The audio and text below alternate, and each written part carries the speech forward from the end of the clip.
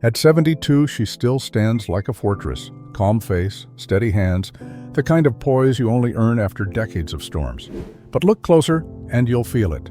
The quiet after a life lived at full volume. The headlines told you what happened. They didn't tell you what it costs to keep breathing when the music stops.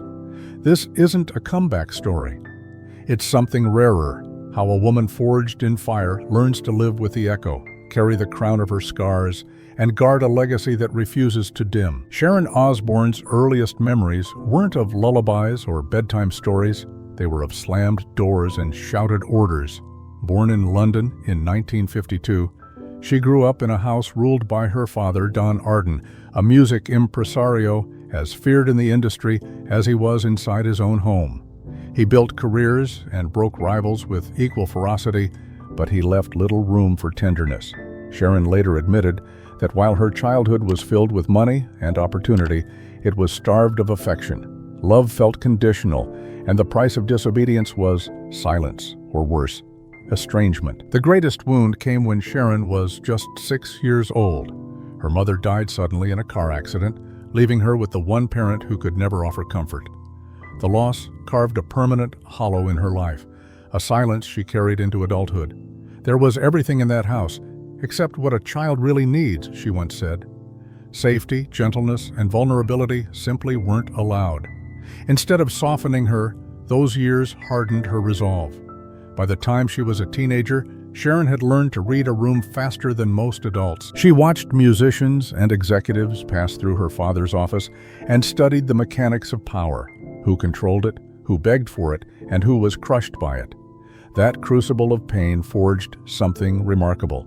She was not simply a product of cruelty, she became its survivor. The scars of childhood gave her clarity, and the discipline of living without safety made her resilient.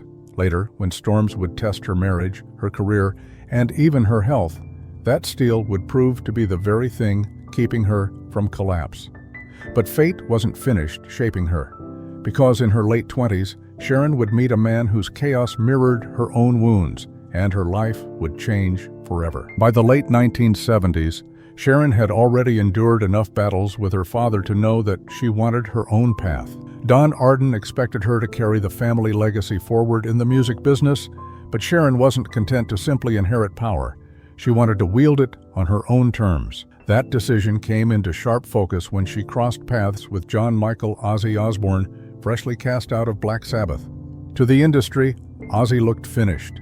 He was mocked as a washed-up singer whose addictions had gutted both his voice and his reputation. His hands shook, his eyes were glassy, and the roar that once commanded arenas had quieted into a whisper. To most, he was a cautionary tale. To Sharon, he was something else entirely, a wounded giant who still had embers of fire smoldering inside him. She recognized his brokenness because she carried her own. Their connection was not just business, it was personal, immediate, and fierce. But that choice came with consequences. Don Arden considered Sharon's loyalty to Ozzy a betrayal, and their clashes escalated into open war. Her decision to stand by Ozzy meant walking away from her inheritance, her place in her father's empire, and even her family ties.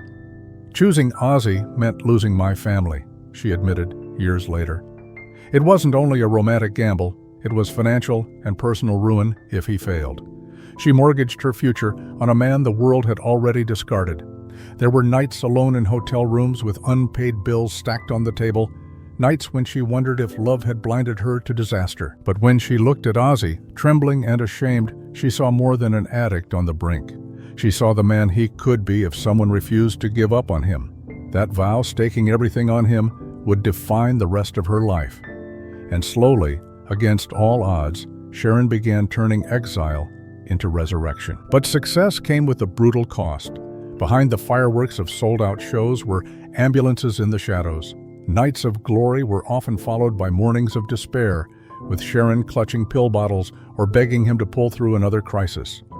To the fans, Ozzy's return looked like magic. To Sharon, it was a war fought in hotel rooms, recording studios, and hospital corridors. And then came a new kind of storm, fame on television. In 2002, the Osbournes exploded onto MTV screens, giving the world a raw, foul-mouthed glimpse into their daily chaos. Audiences found it hilarious and endearing, but for Sharon, it was double-edged. Arguments became ratings. Private heartbreaks turned into public spectacle. She would later confess that the show made the family both famous and fragile. "Television gave us a microphone and took away our quiet nights," she admitted. Still, Sharon's personality made her irresistible. She became a household name, soon sitting as a judge on The X Factor and America's Got Talent. Her sharp tongue, humor, and honesty drew audiences in. But what the world rarely saw was that every triumph carried shadows. The stronger Sharon looked, the more people forgot how much she was sacrificing to hold everything together. And then, in 2002, fate tested her in a way no contract or camera could prepare her for. In 2002, Sharon's world tilted in a way no negotiation skills could steady. At just 50 years old, doctors gave her the words no one wants to hear: colon cancer. The diagnosis was devastating, but Sharon's response was immediate. She would fight, even if it meant hiding her own terror behind that sharp, familiar grin. Chemo treatments hollowed her out, leaving her frail, exhausted, and often doubled over in private. Yet somehow she still walked onto sets, still smiled for cameras, still kept her family orbiting around her strength. Fans laughed at her wicked jokes on the Osbournes, never guessing that moments before filming, she had been vomiting in the bathroom or clinging to a sink for balance. As if cancer alone weren't cruel enough, December 2003 brought another blow. Ozzy nearly lost his life in a horrific ATV accident at their estate, his body shattered by broken bones and internal injuries. Machines kept him alive, while Sharon herself was tethered to IV lines from chemo. She dragged her weakened frame through sterile hospital corridors to sit at his side, whispering through cracked lips, "You're not leaving me, not now." But her fight wasn't only for her husband or herself. Her son Jack was battling addiction, while Kelly was slipping into her own destructive spiral. Sharon admitted later that what nearly broke her wasn't the disease inside her veins, it was watching her children unravel while she was too weak to raise her voice. "Cancer was killing me slowly," she said, "but addiction was killing my family faster." On the outside, viewers saw chaos packaged as comedy. Behind closed doors, Sharon was a soldier fighting on three fronts: her illness, her husband's survival, and her children's collapse. It was apocalypse disguised as entertainment, and still, she endured. But survival wouldn't mean peace, because in the years to come, Sharon's greatest heartbreaks would not come from illness, but from betrayal and public humiliation. By the end of the 2000s, Sharon had already conquered two worlds: the music industry and reality TV. But she wasn't done. In 2010, she stepped into a new arena as co-host of The Talk, bringing her wit, candor, and resilience to daytime television.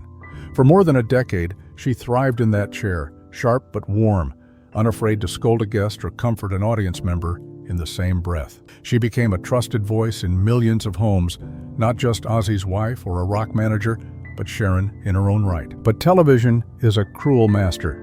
In March 2021, one heated on-air exchange triggered a chain reaction that nearly shattered her.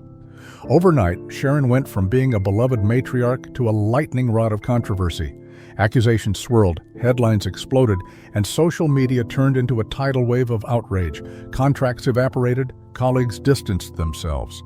And the woman who had once stared down record executives and addiction demons now faced an enemy without a face. Millions of strangers demanding her exile. The fallout was brutal. Sharon later admitted she thought her career was finished.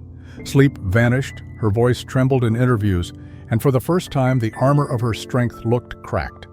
She had opened her home, her heart, and her life to the public for decades, but now she felt vilified, misunderstood, and abandoned. Still, true to form, she refused to stay down. When she walked away from The Talk, it was with her head high. She spoke candidly about her regrets, but insisted she wouldn't live in shame. "You either live in shame," she said, "or you live in truth." I chose truth.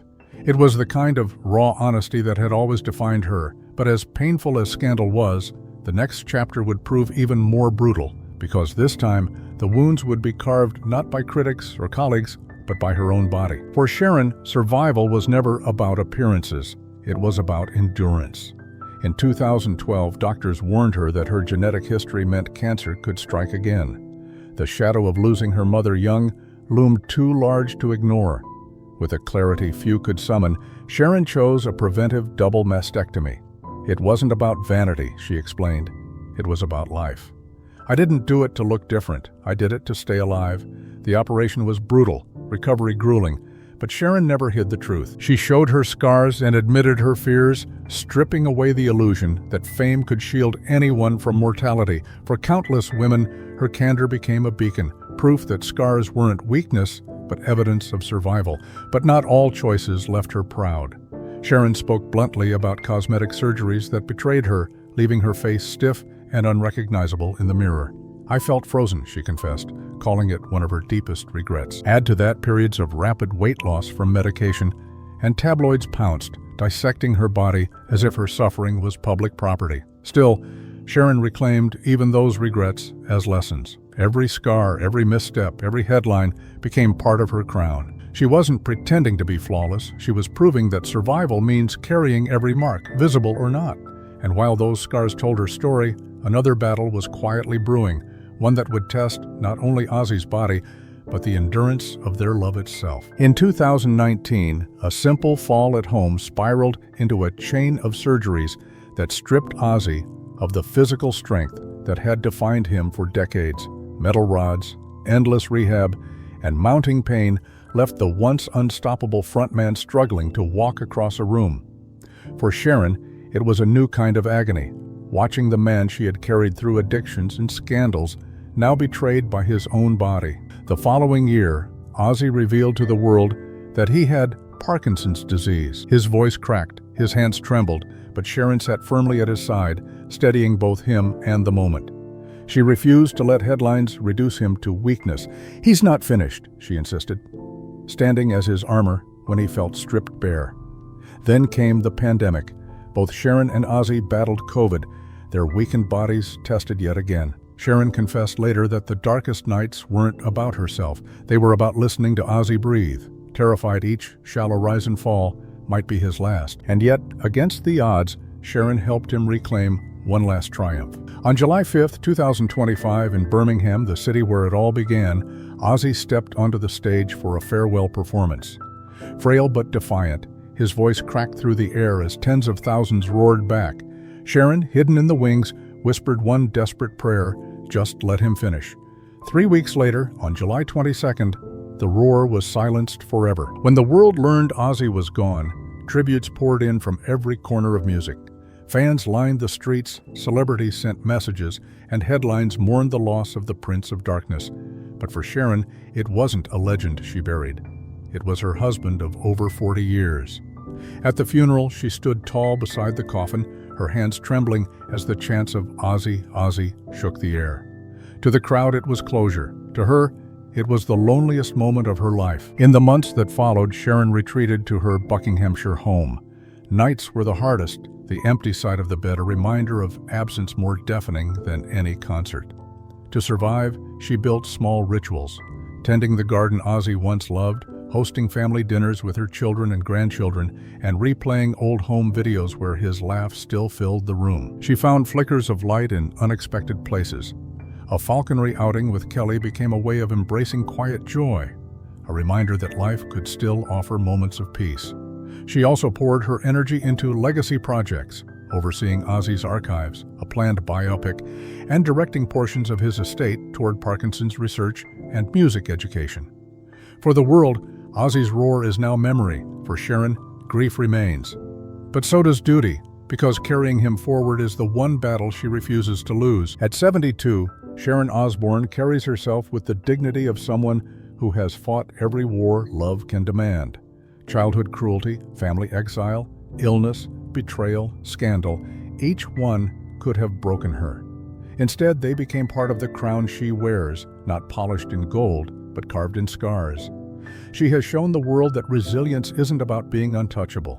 It's about being battered, bruised, even shattered, and still rising. The tragedy of Sharon's story isn't only that she lost the man she fought to keep alive for more than 4 decades. It's that, for the first time, she must face life without the one person whose chaos and brilliance gave her battles meaning. The roar of Ozzy Osbourne may be gone, but the echo remains, in their children, in the causes she now champions, and in the rituals she keeps to feel him near. Her life reminds us of a truth few dare to face. Love doesn't end with death, but it does change. It becomes memory, ritual, and the duty to carry on. Sharon Osbourne, scarred but unbroken, is proof that sometimes survival itself is the bravest act of all. Drop a comment below, and don't forget to like and subscribe for more forgotten Hollywood tales.